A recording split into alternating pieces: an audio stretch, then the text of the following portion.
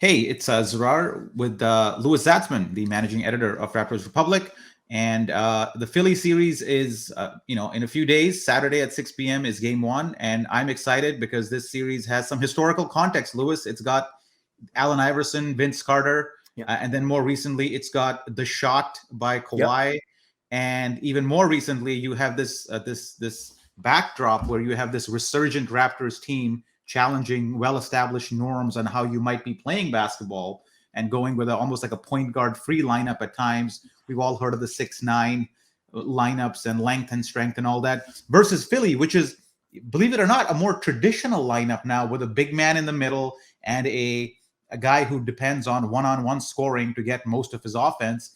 It's really a clash of styles more than anything. And we can get into that. And I think the Wrap Up Live guys are going to have a big discussion about that. But I kind of want to talk about Pascal Siakam because 2 years ago, he was in the bubble, had a miserable series against the Boston Celtics. The Raptors ended up losing in 7. Here we are 2 years later.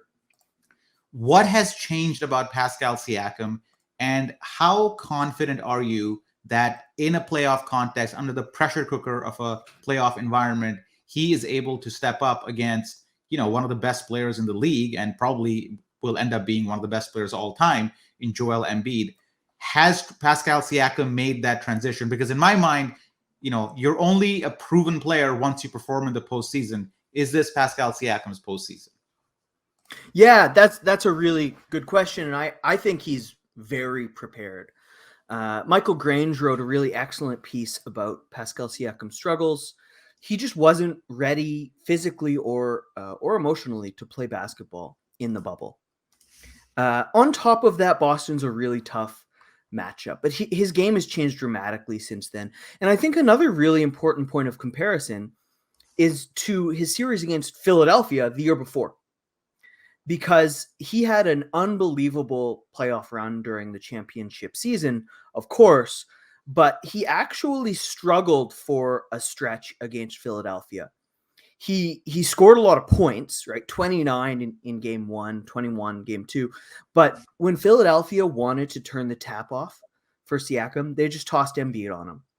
And Siakam didn't have a ton of answers in that series. And he's changed his game a lot since then. Right? A lot of what we've seen in his stardom today, his ability as a screener, his passing, his mid-range jump shot, that's all added in reaction to Embiid shutting him down in that series. And I am so excited to see him use it once again against the same guy who made him develop those skills. Yeah, and totally agree. I think even in the last game we saw against Philly, you saw how easily he was able to face up Embiid and basically do the spin move. And now his finishing on the stretch, because he does that little stretch when you spin, he extends to finish. The accuracy on that finish has gone substantially higher, and he's able to against guys who are taller than him, stronger than him, because he sort of has figured out how his body contorts and has adjusted his finishing to adapt to it, basically. Is there anything Doc Rivers can do to throw off Pascal Siakam? Because I ask this because he has become the Raptors guy. When nothing else is working, you give it to Siakam, and he seems to have the ability more than anybody else on the team, even Fred, to create that something out of nothing that is so important in the postseason. Does Doc Rivers have something in his pocket that can confuse us? That can confuse not just Siakam, but overall the Raptors' plan against Philadelphia? I mean, there's a couple options, not a lot, right? So one is throwing Embiid on Siakam again in the regular season series, and take these numbers with a grain of salt. They're very loosely correct. Embiid played 52 possessions against Siakam, who shot 8 for 24 against Embiid. So still, he's one of the best defenders in the league. He gives everyone trouble. Siakam is no exception there. But other than that, I mean, Tobias Harris can't guard him. Tyball's not even going to play some of the games. Yeah. Danny Green's way too small. James Harden's way too slow. They just don't have the wing defenders. So you would like Embiid to be the contingency plan, right? Break in case of glass, like it was in 2019. But from Philadelphia's perspective, they kind of have to start Embiid on Siakam, because if they just let him score 20 points on like 9 shots to start the series, I mean, that's just no way to plan. And if Embiid does guard Siakam, that's kind of what Toronto wants anyway. So in the regular season series, Siakam led Toronto in how many pick and rolls he ran, and he was crazy efficient, better than average against Philadelphia. Because what that means is Embiid is not only their best, defender in space, he's also their only rim protector. And if Embiid is up on Siakam in the pick and roll, I mean, they win. Like, that's a huge win for the Raptors, because that means Embiid's not by the rim. So Siakam doesn't even have to do anything. He can just throw the ball to a teammate in the post, for example. And so Philadelphia does have options, but none of them are good. And Toronto has ways to sort of turn those options into weaknesses, no matter what Philly chooses. Yeah, I wrote about it in this morning's piece, is that I think we want Embiid out there guarding our guys in a face-up situation, both for the point that you mentioned about that it takes him away from the basket, allowing the Raptors to kind of drive more. Guys like Gary Trent Jr., who aren't the greatest of finishers against traffic, are now able to maybe go in and finish a little bit easier. But also it increases the foul probability against Embiid. Yeah. I think if you put him in face-up situations, I think our guys, fortunately or unfortunately, depending on how you want to look at it, all of our guys, Scotty Barnes, OG, Siakam, even Precious lately, are fairly good in face-up situations. Not so much on the post-up, with OG being the exception. Maybe Siakam's an exception too, but certainly some of the other guys aren't great post-up players. Putting him in face-up situations increases the probability that he picks up early fouls. How much of getting Embiid in foul trouble is a strategy that Nick Nurse adopts, or is it more of a natural byproduct of how you approach the game? Yeah, awesome question. I don't think it's going to be the primary intention of the offense, but if they're playing good offense, Embiid will get fouls as a result. Like, it's going to be one of the primary effects of good basketball. If the Raptors just drive the ball into a stationary Embiid under the rim, they're going to lose the series. If that's how they play offense, that's game over. Exactly like you said, you got to stretch him out to the three-point line, preferably the corner. If you can get him switched onto Anunoby, huge. That's a huge offensive win for the Raptors. Yeah. And he just doesn't foul much under the rim. If you get him chasing you from behind, I mean, Pascal Siakam had that little okey-doke where he did the pump fake under, and then Embiid went flying and he came back around for the finger roll. Those types of plays, that's when you can get Embiid fouling, when he's moving, when he's guarding you in face up. Completely agree with you there. And just Philly wants to play slow, static basketball. They just want to play grinding. I was looking at this the other day. Embiid leads the league in post-up attempts. James Harden leads the league in isolation attempts. They don't want to move. These guys just want to get the ball, stand still, make slow, patient decisions. And that's defensively too, where they don't play a ton of zone. They play a lot of drop, calm, chill or defense. The more Toronto can muck it up, throw frantic, make them make quick decisions, the better. That includes fouls, right? That includes blitzing when Pascal does that, sort of runs at ball handlers.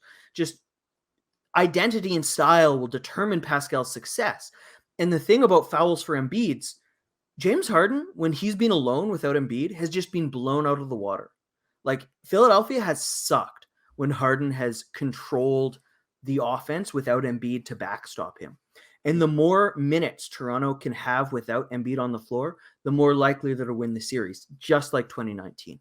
Yeah, and I guess the last point here before we sign off is, the one thing that scares me is what you just kind of said, is that the Raptors are so amazing when they're forcing turnovers, especially with Fred stripping the ball near that three-point line and just like going off to the races. That has been the source of not just a lot of our offense, but a lot of our energy. I think the team feeds off of that, and it becomes contagious, and it propels sort of the entire team. Philadelphia will try to muck it up, as you said. They'll try to grind it down into a half-court offense, and we both know the Raptors are not necessarily the greatest half-court offense team, and one of the reasons is they do not really have good pick-and-roll actions in their offense. Even when they tried to run some against Philly last time, the results were not great. Against the Knicks, they just haven't been great to watch. Yeah. Given the absence of a strong pick-and-roll option, what do the Raptors rely on to manufacture offense in a half-court that Philly is trying to muck up?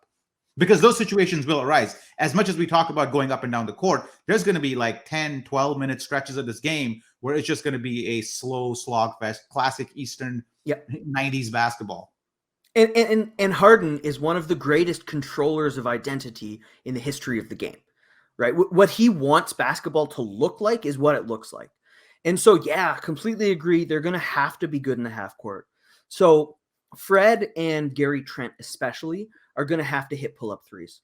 Just fact of the matter, they're going to have to take a bunch because Embiid plays drop, and they don't, especially when Thibault's not playing, they don't have a lot of those great rear view contest guys.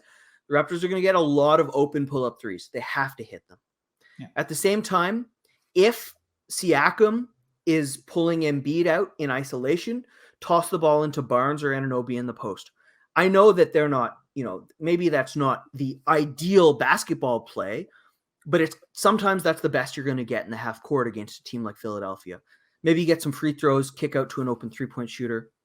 And the main thing, though, I think a lot of what we're going to see is just Pascal Siakam isolations. Yeah. He has been working in tiny, tiny spaces, and he's just been dominating the NBA for like 2 straight months. If he's able to just score in isolation, kick out to three-point shooters, dump down to cutters, that's where the offense is going to come from in the half court. Yeah. I'll double down on the post up. I think OG Anunoby, I wrote in my post this morning, is essentially an underutilized asset in the post. Yeah. And I totally agree. If Philly wants to slow the game down, the Raptors can't settle for poor shots. They can't force it against a set defense. And I think patience is key there. And given that this is a young team with some vets in there with Siakam and OG, I'd call a vet, and Fred, obviously, I think this is where we have to be patient in our half court and just be patient in our post ups and not force it. I think going to OG is something that I would love to see more often. And and I'll echo this too. Gary Trent Jr. has got to hit forget about his pull-up threes. He's got to hit his mid-range jumper, because once he comes off that screen, he has an open jumper almost 90% of the time, or a makeable jumper around that elbow area, which he's been clanking of late. The last 2 games he's made a couple, but that's got to be a source of offense for the Raptors in the half court. And without Ben Simmons, Jimmy Butler, like, the Sixers aren't as big as they were once. And so those mid-range shots for Trent are going to be more open than they have been in the past against this team.